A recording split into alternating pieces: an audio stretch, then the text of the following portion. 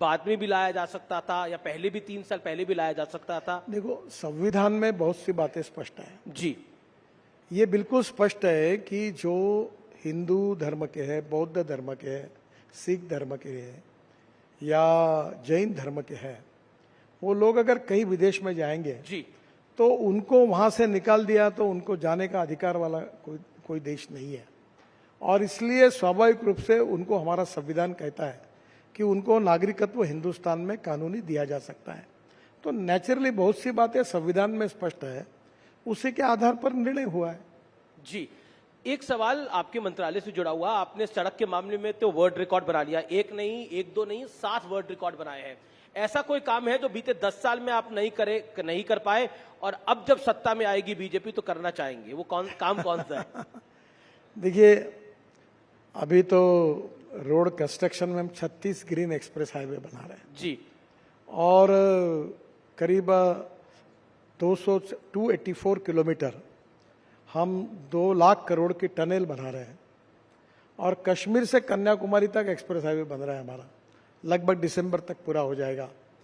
अब हमारे यहाँ हमने पब्लिक ट्रांसपोर्ट और इलेक्ट्रिसिटी को चालू किया 260 जी, हम रोपवे, केबल कार, फेनिकुलर रेलवे बना रहे हैं।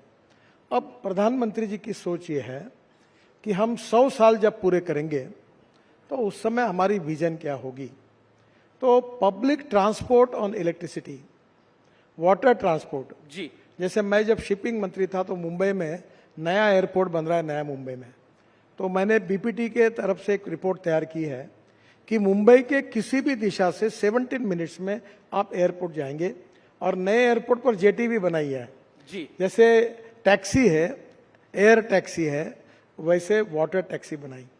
और ये वाटर टैक्सी से आप वसई विरार से लेकर तो नरीमन पॉइंट से लेकर आप केवल 17 मिनट्स के अंदर नए एयरपोर्ट पे पहुंचेंगे। आपको इटली में एक वेनिस करके शहर है जहां हम होटल में उतरकर पानी में ही अपना सामान रख के डायरेक्ट एयरपोर्ट पे उतरते हैं। तो उसी प्रकार की कल्पना है। तो पब्लिक ट्रांसपोर्ट में एम्फीबियस सी प्लेन मैंने प्रयोग किया था कि पानी पे उतरा हवाई जहाज जी। तो ट्रांसपोर्ट सिस्टम में काफी बड़ा रिवोल्यूशन होगा और विशेष रूप से इंडिजिनस फ्यूल के आधार पर पब्लिक ट्रांसपोर्ट में जैसे बड़ी बस है। तो मैं अभी बेंगलोर में स्टडी कर रहा था कि हमारे यहाँ बेंगलोर में हवा में चलने वाली डबल डेकर बस, उस प्रोजेक्ट को हम स्टडी कर रहे थे कि जो ऊपर के ऊपर चले, क्योंकि रोड बड़ा नहीं कर सकते। तो अब नेचुरली मेट्रो की कॉस्ट पर किलोमीटर 350 करोड़ आती है और मैं जो टेक्नोलॉजी की बात कर रहा हूँ 20 से 25 करोड़ रुपए आती है। तो नए नए टेक्नोलॉजी का उपयोग करके अभी ये धौला कुआं से मानेसर तक बीच में ऊपर में पॉन्ड सिस्टम का भी हमने बीच में स्टडी किया था।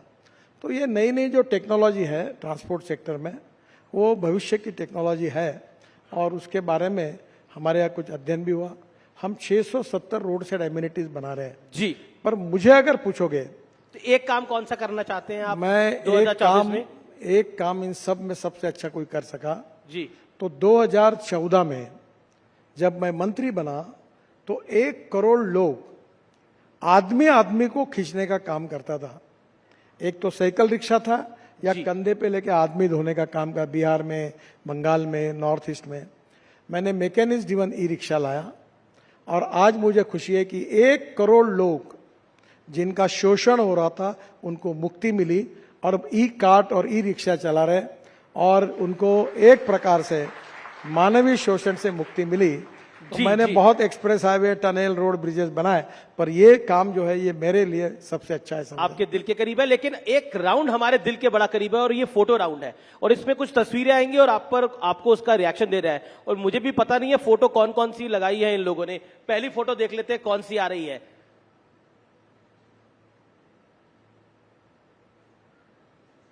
आ गई है फोटो पहली, ये ममता जी की है, सर पे चोट लगी हुई है इनके, क्या कहना चाहते हैं आप? उनका एक्सीडेंट होगा इसलिए बैंडेज लगा होगा जी।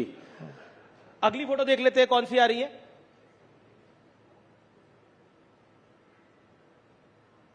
इन दोनों का क्या होगा?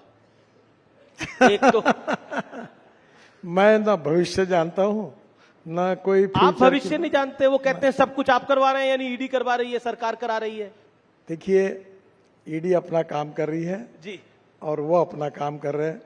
हम अक्सर इस बात पे विश्वास रखते हैं कि हमारा भविष्य भगवान के हाथ में है। आपका नहीं, बिल्कुल भविष्य तो भगवान के हाथ में, लेकिन इनका भविष्य क्या है? मुझे मालूम नहीं। आपको मालूम मैं भविष्यवेत्ता थोड़ी हूँ, ठीक जिसका है। क्या होगा मुझे क्या जी, पता। अगली तस्वीर देख लेते हैं कौन सी आ रही है। अब ये इंडिया अलायंस है मुंबई में, आपके घर में ये सब एक साथ आए थे, इनका भविष्य क्या दिख रहा है आपको? देखो, इनका भविष्य अच्छा है ही नहीं। नहीं है अच्छा। ये पूरी तरह इस चुनाव में इनकी पिटाई हो जाएगी और हमें 400 पार जगह मिल जाएगी और बेचारे उनमें से अनेक लोग फिर निवृत्त हो जाएंगे राजनीति से। जी, अब अगली तस्वीर जो है वो नेताओं की नहीं है, अब वो फिल्मी, क्योंकि आप महाराष्ट्र से आते हैं, माया नगरी है, मुंबई है, तो